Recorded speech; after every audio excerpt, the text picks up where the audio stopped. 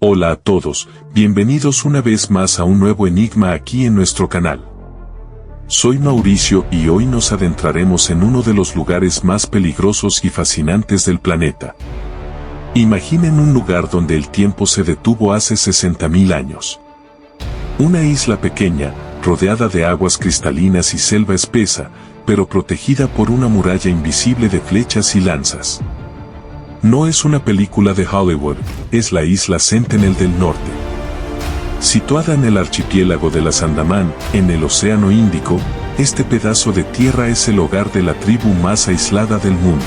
El gobierno de la India ha prohibido acercarse a menos de 9 kilómetros, no solo para protegernos a nosotros, sino para evitar la extinción total de ellos. ¿Por qué rechazan todo contacto con el mundo exterior?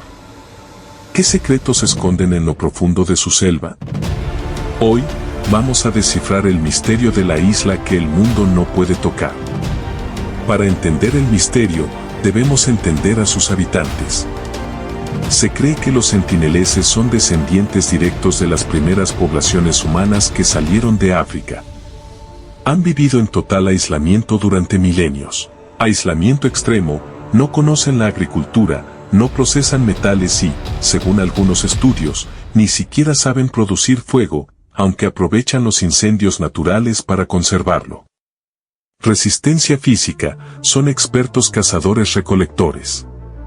Se les ha visto con arcos de más de 2 metros de largo, capaces de derribar drones o helicópteros que vuelan bajo. Población, es un misterio cuántos son. Las estimaciones varían entre 50 y 400 personas.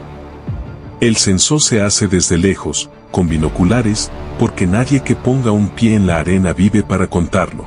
Este es quizás el caso más reciente y perturbador que puso a la isla en las noticias de todo el mundo en el año 2018.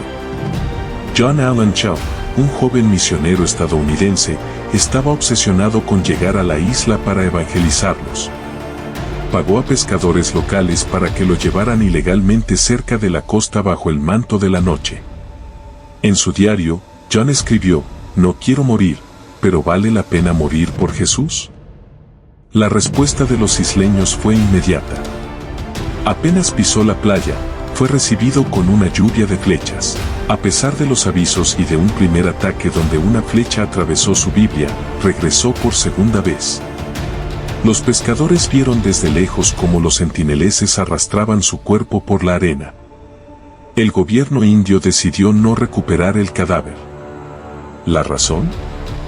Cualquier intento de entrar por la fuerza desencadenaría una masacre y, peor aún, el contacto físico podría transmitirles virus comunes, como la gripe, para los cuales ellos no tienen defensas, exterminándolos en días. Pero, ¿sabían que hubo una vez que no lanzaron flechas? En 1991, el antropólogo indio T.N. Pandit logró algo histórico.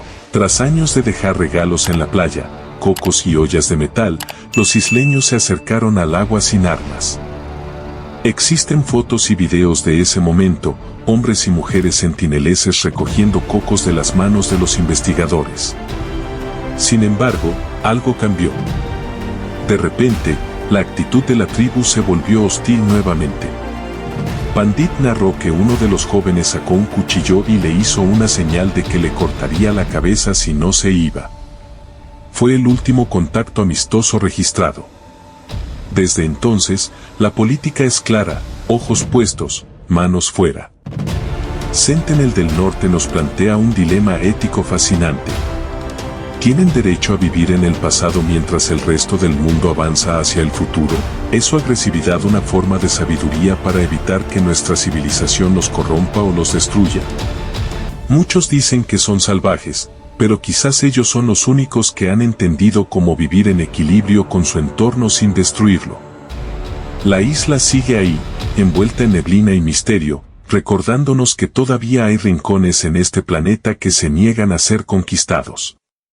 Si te ha gustado este video, no olvides suscribirte y activar la campanita. Como saben, estamos retomando con fuerza el canal y cada comentario de ustedes me ayuda muchísimo a seguir investigando. ¿Qué creen ustedes? ¿Deberíamos dejarlos en paz para siempre o intentar integrarlos? los leo en los comentarios. Soy Mauricio, y esto fue un capítulo más de Enigmas y Misterios. Hasta la próxima.